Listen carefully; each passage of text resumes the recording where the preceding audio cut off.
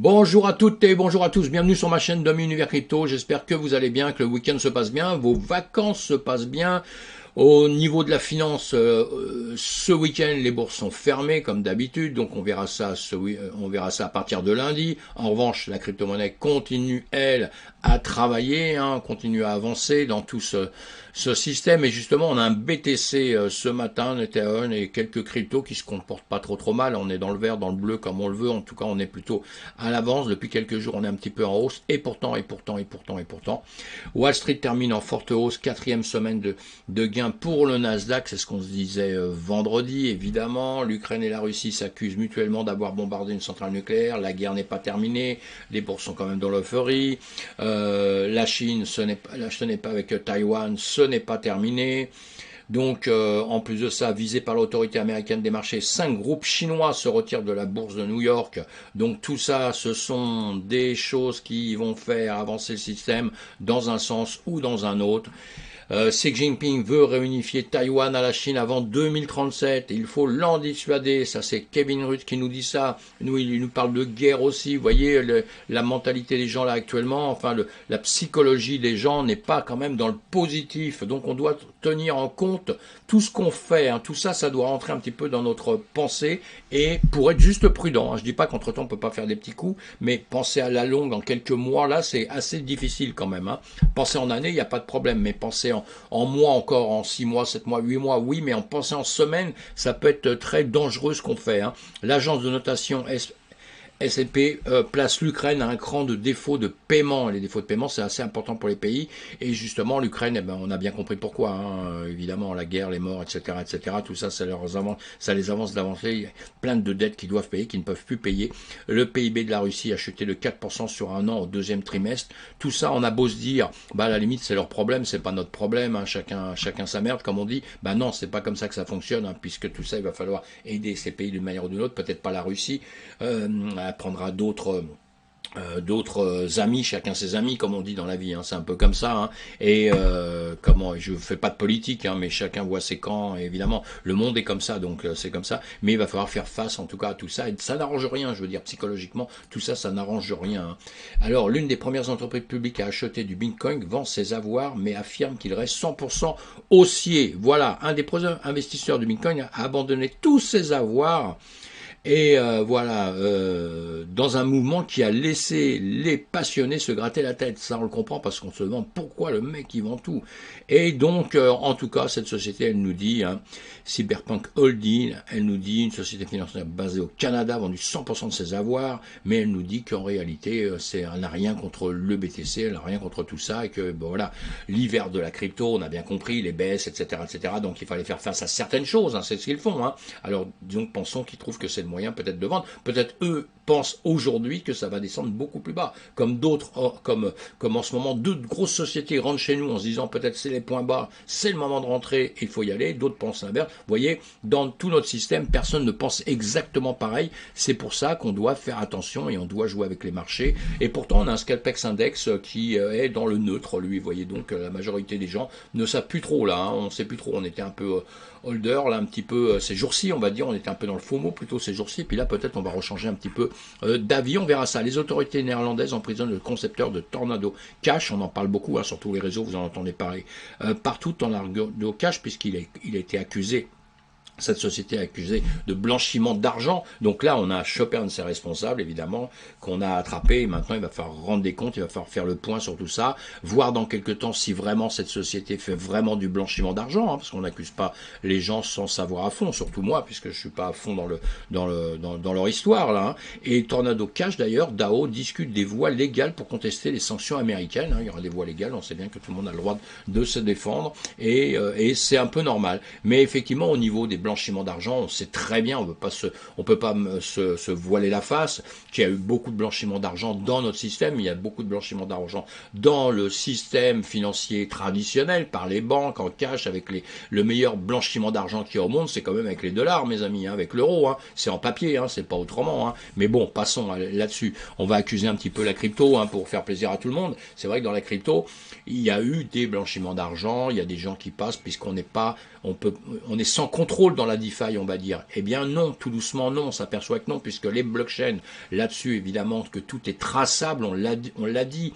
Alors, certaines blockchains comme Tornado Cash, eux, justement, passent par des monnayeurs, par des échangeurs, par des, comment dire, des mixeurs, c'est-à-dire qu'ils arrivent avec les adresses, ils arrivent à confondre les adresses les unes avec les autres en faisant plein d'échanges de petites parties qui retrouvent à la finale, enfin celui qui a déposé son argent, lui, il n'est pas dans le système, mais il sait très bien qu'à la sortie, il va pas spécialement être facilement retraçable, hein. C'est un peu ça le problème, et donc tous ces systèmes-là, les régulateurs vont lutter contre, et on l'a bien compris, hein. Mais c'est pas du tout l'idée à la base de Satoshi Nakamoto, de la première blockchain qui s'est montée, et de tous ceux qui travaillaient à l'époque sur des blockchains, c'est pas du tout leur idée justement de faire ça que pour les truands, mes amis. C'est pas du tout le but, ni le jeu, ni quoi que ce soit, hein. C'est fait pour trouver quelque chose justement de très sécurisé, donc de traçable, où justement il ne peut pas y avoir de magouille. Mais voilà, entre ce qu'on veut faire, ce qui est fait et ce qui se passe, c'est toujours des choses un peu différentes. Mais tout ça, c'est en train de se mettre en règle. Évidemment qu'il va y avoir des régulations sur tout ça. Le problème des régulations, c'est que, bon, nous, on veut la DeFi, on veut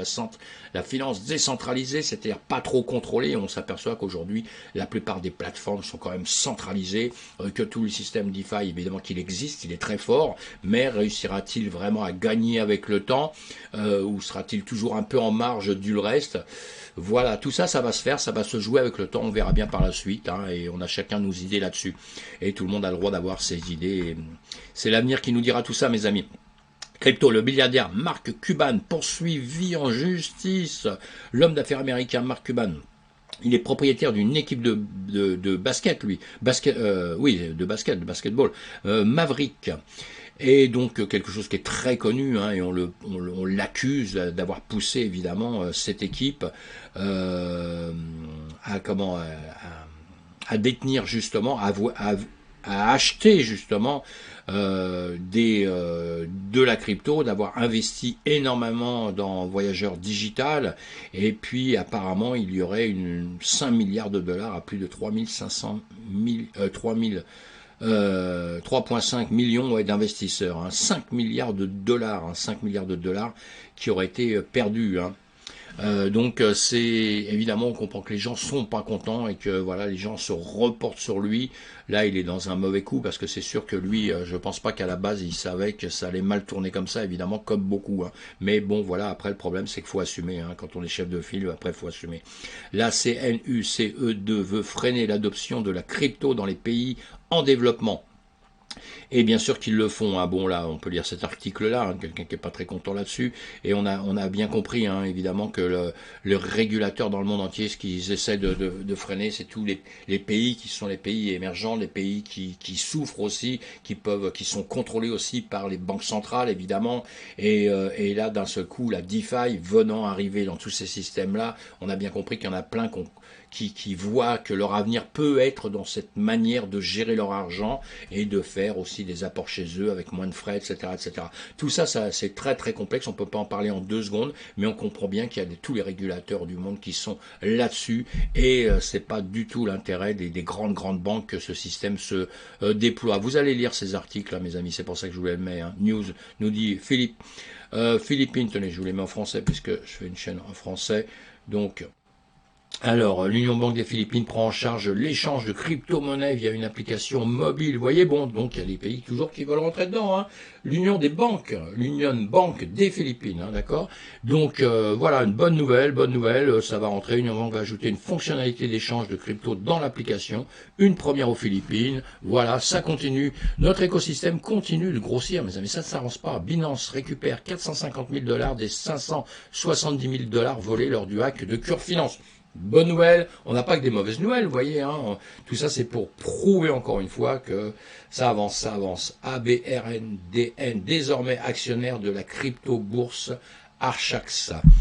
C'est le dernier géant de l'investissement à plonger dans la crypto avec l'acquisition d'une participation dans la bourse d'actifs numériques londonienne, l'Archax. Vous lisez cet article aussi, hein.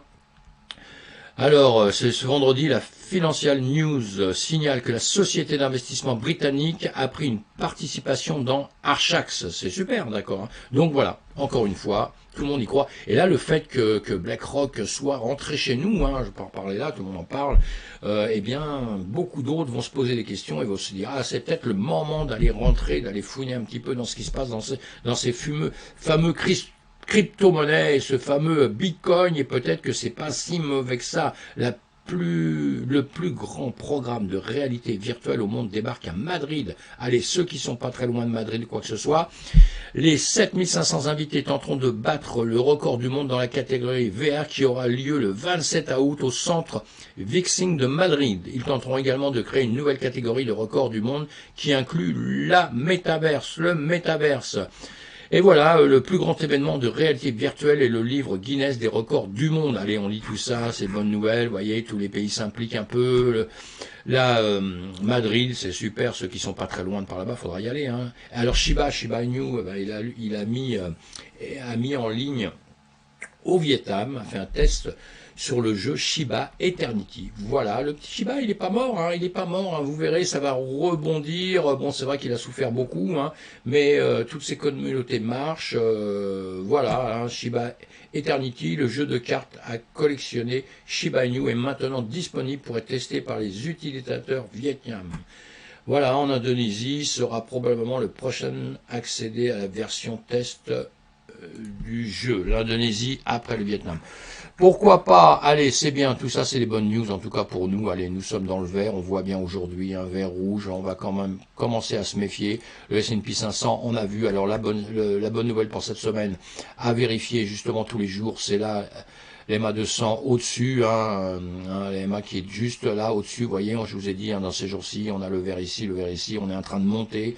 Si on arrive à venir ici casser ça, eh bien ce sera reparti, tous les cryptos vont suivre derrière le marché traditionnel, mais pour l'instant, encore une fois, on peut y penser, mais il faut rester très calme, hein, très calme. Et dans la journée, donc le BTC, il monte 2%, l'Ethereum 5%, voilà, vous voyez, il se passe des choses. Et là, dans les 24 heures, eh ben, écoutez, toujours incroyable. Le Celsius, hein, 51% en 24 heures. Donc on regarde ça. On a BTC à gauche, le Celsius à droite. On est en 1 heure. Vous voyez, le Celsius, son comportement. Bah, j'avais fait ça ce matin tôt quand je l'ai regardé justement. Il a percé justement au-dessus. Vous voyez, je vais vous faire voir pour le Celsius. Voilà. Ce matin, j'avais tiré une ligne ici pour voir un peu ce qu'il allait faire. Et voilà, il a cassé au-dessus, mais bon, il est revenu. Et maintenant, il est ici. Hein. Donc, on va voir s'il va remonter ou redescendre, en tout cas. Hein, chose que vous surveillez. Hein. Attention, c'est peut-être pas bon de l'acheter une fois qu'il est monté quand même un petit peu trop actuellement. Il faut peut-être être prudent. Hein. C'était bien, évidemment, de le prendre il y a quelques temps ici, hein, au 12 août, tout ça. C'était bien de le prendre là et le prendre avant. Maintenant, après, il va falloir se méfier. Hein. Pour le BTC, encore une fois, voilà, en 1 heure. Hein, on est en train de faire ça, boum, boum, boum, vous voyez bien, hein, ici, là peut-être on a une petite redescente, on est en train de réfléchir, mais de toute façon, je vous le présente sur une vidéo avec le ETH, hein. Juste après, je vous fais une vidéo justement avec le ETH. Allez, abonnez-vous à ma chaîne si vous y pensez, cliquez sur le pouce en l'air, que vous soyez abonné, ça me fait vraiment, vraiment plaisir, hein, ça me pousse à continuer à faire toutes ces vidéos pour, j'espère, vous rendre service dans la crypto-monnaie, dans le trading, et on voit ça ensemble, mes amis. À plus tard. À plus tard.